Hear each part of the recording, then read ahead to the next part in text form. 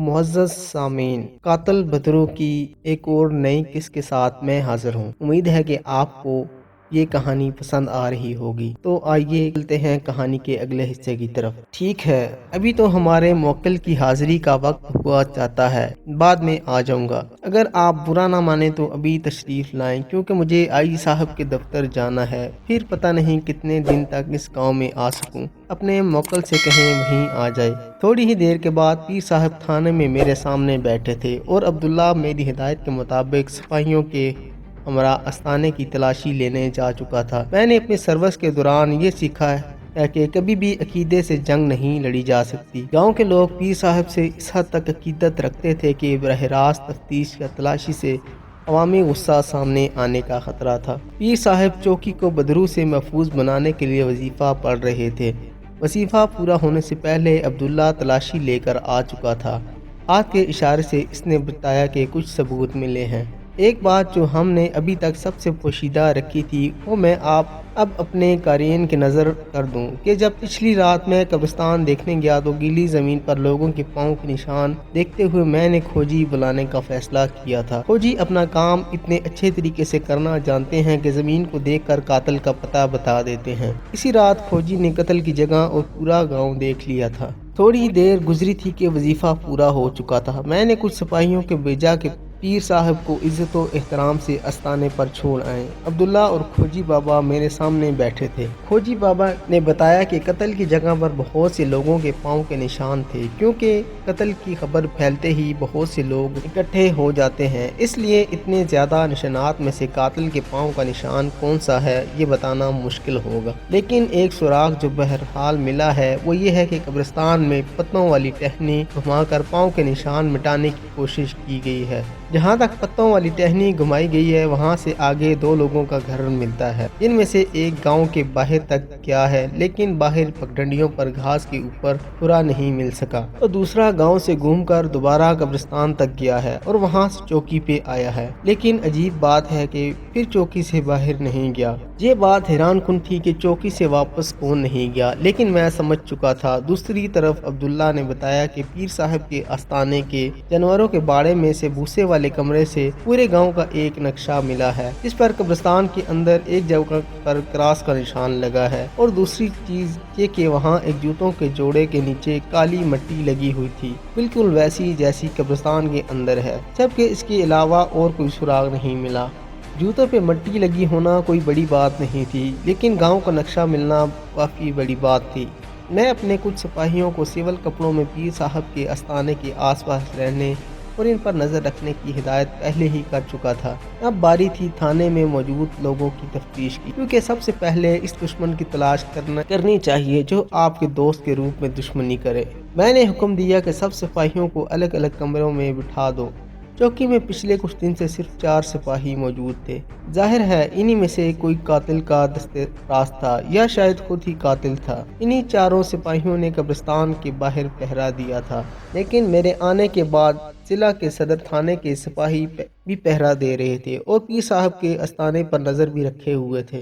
سب سے پہلے جن 2 سپاہیوں سے پوچھ گچھ کی، اس میں کوئی ایسی خاص بات نہیں ہے جس کو تحریر کیا جائے، جس کو آپ حاضرین کو بتایا جائے، لیکن تیسرے نمبر پر اکرام اور چوتھے نمبر پہ توقیر کی باری تھی۔ حیرت انگیز طور پر اکرام کل رات کی طرح بکھلایا ہوا نہیں تھا، بلکہ پھر بھی کہیں نہ کہیں اس کی آنکھوں میں ڈر نظر آ رہا تھا۔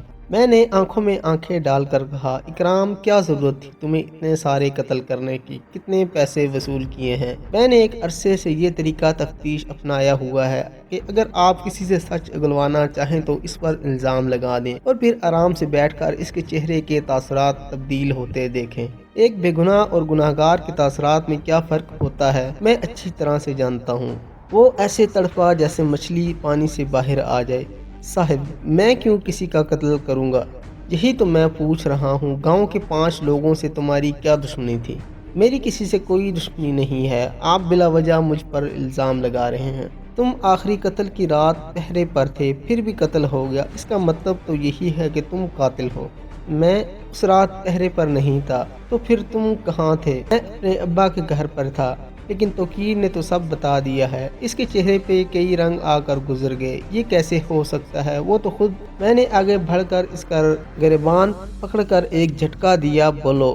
میں بے قصور ہوں صاحب جی، میں نے کچھ نہیں کیا، میں تو بس اپنی جان بچا رہا تھا۔ عبداللہ کو اکرام کا بیان لکھنے کا کہہ کر میں توقیر کے پاس آیا۔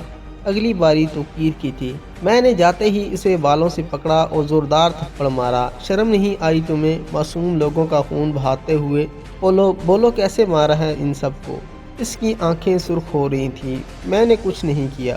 تمہیں کیا لگتا ہے تمہارے پیر صاحب تمہیں بچانے آئیں گے؟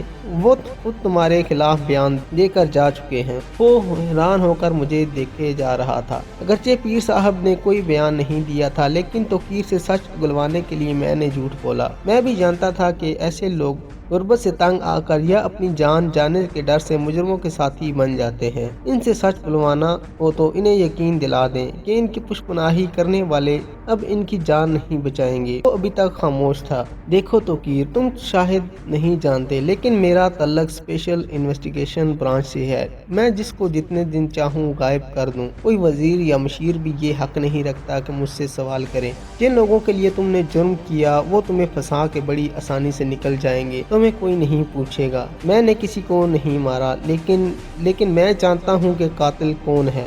میں نے پوچھا کہ کون؟ پیر صاحب کے آستانے پہ رہنے والا ان کا ایک چیلا۔ اگلے کچھ لمحوں میں توقیر کا بیان بھی ریکارڈ کیا جا چکا تھا۔ توقیر اور اکرام کے بیان ملتے جلتے تھے۔ دونوں ہی نے ہی قتل ہوتے دیکھا اور قاتل کو بھی۔ اس کے بعد دونوں کو قاتلوں کی طرف سے دھمکایا گیا۔ شاید قارئین کو یہ یاد ہوگا کہ میں نے اگلے دن تمام جرائم پیشہ افراد کی مکمل تفصیل طلب کی تھی۔ اس میں سے کچھ ہولناک انکشافات سامنے آئے تھے۔ اکرام اور توقیر کے بیانات میں یہ بات واضح تھی کہ پیر صاحب یکے بعد دیگرے 5 لوگوں کے قتل کے ذمہ دار ہیں، جن میں سے آخری قتل اکرام اور توقیر نے خود دیکھا تھا، لیکن انہیں اس انداز سے ڈرایا اور دھمکایا گیا کہ وہ ڈر کے مارے خاموش ہو گئے۔ اب پیر صاحب اور ان کے حواریوں کو پکڑنے کے لیے جال بچھانا ضروری تھا۔ جن 2 سپاہیوں نے قتل ہوتے دیکھے وہ اس ظلم کی وجہ نہیں جانتے تھے۔ ہمیں انتظار کرنا تھا۔ اگلی 4 راتیں خاموشی سے گزر گئیں۔ کوئی ہلچل نظر نہیں آئی۔ میں بھی اپنے دفتر کے کام چھوڑ کر یہاں نہیں ٹھہر سکتا تھا، اس لیے دن میں باقی کام کرتا اور شام میں ساری تفصیل معلوم کرتا۔ 5ویں رات میں چوکی پر ہی موجود تھا جب خفیہ طور سے نظر رکھے ہوئے سپاہیوں کی طرف سے اطلاع ملی کہ پیر صاحب کے آستانے سے 2 لوگ چادر میں لپٹے ہوئے نکلے ہیں اور قبرستان کی طرف گئے ہیں۔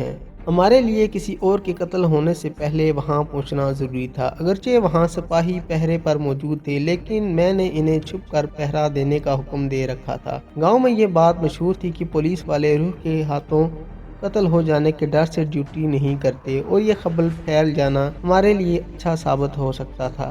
کچھ ہی لمحوں بعد میں اور انسپکٹر عبداللہ وہاں موجود تھے۔ سپاہیوں کو تیار رہنے اور گرین سگنل پر سامنے آ جانے کے حکم کے ساتھ پوزیشن سنبھال لینے کو کہہ رکھا تھا۔ قبرستان کے باہر کچھ جھاڑیاں تھیں جو ہمیں چھپنے کے لیے اچھی جگہ فراہم کر رہی تھیں۔ سامنے درختوں کے نیچے 2 لوگ چادر میں لپٹے کھڑے تھے۔ وہ لوگ آس پاس نظر دوڑا رہے تھے، شاید یہ تسلی کرنے کے لیے کہ وہاں کوئی موجود تو نہیں۔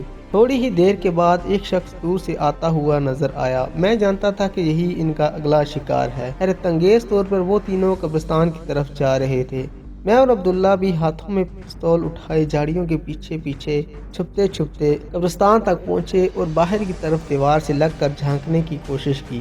اندر موجود وہ تینوں آپس میں باتیں کر رہے تھے۔ ہمیں جلدی کھدائی کرنا ہوگی۔ مجھے شک ہے کہ پولیس ہم پر نظر رکھے ہوئے ہوگی۔ کیا ہم پولیس کے ڈر سے اپنا دھندا چھوڑ دیں؟ قبرستان کے اندر کھدائی سے کیا حاصل ہو سکتا تھا؟ میں بھی سوچ میں پڑ گیا تھا۔ شاید وہاں تقسیم ہند سے پہلے کی قبریں تھیں اور سکھ اپنی عورتوں کو زیوروں کے ساتھ دفنا دیا کرتے تھے۔ شاید وہ لوگ پرانی قبروں سے سونا چرا رہے تھے، لیکن یہ صرف میری سوچ تھی۔ جو کچھ سامنے آیا وہ میرے اندازے سے زیادہ ہولناک تھا۔